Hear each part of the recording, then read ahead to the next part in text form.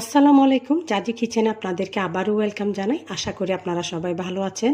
আজকে আমি আপনাদেরকে করে দেখাবো ভাপা সন্দেশ। ভাপা সন্দেশ করতে খুবই সহজ এবং খুব অল্প উপকরণে এই রেসিপিটা তৈরি করা যায়। আশা করি আজকের রেসিপিটা আপনাদের খুব ভালো লাগবে।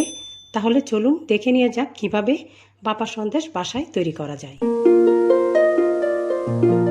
প্রথমে শুরুতে আমি এখানে 1 লিটার তরল দুধ নিলাম। একটি বাটিতে 3 চা চামচ ভিনিগার, 3 চা চামচ পানি মিশালাম। এখন তরল দুধটা জাল দিয়ে নিব। দুধটা সিদ্ধ হচ্ছে, এ পর্যায়ে পানি মিশানো ভিনিগারটা দিয়ে দিব অল্প অল্প করে। এখন দুধটা ফেটে যাবে। চুলাটা অফ করে দিলাম। দেখুন ছানা হয়ে এসেছে। এখন একটি সুতির কাপড়ে স্ট্রেনারের মাধ্যমে ঢেলে নিব। এভাবে পানি জড়িয়ে ছানাটা রেডি করে নিব।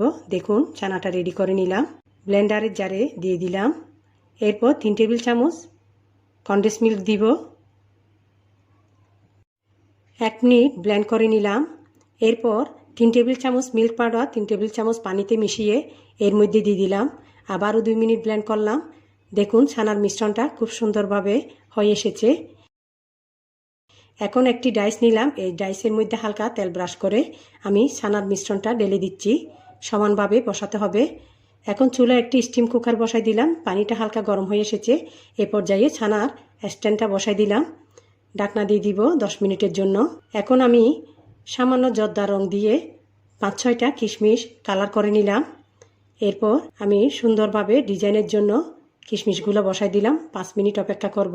5 মিনিট পর দেখুন আমার ভাপা সন্দেশ হয়ে এসেছে। ঠান্ডা হওয়া পর্যন্ত অপেক্ষা করব।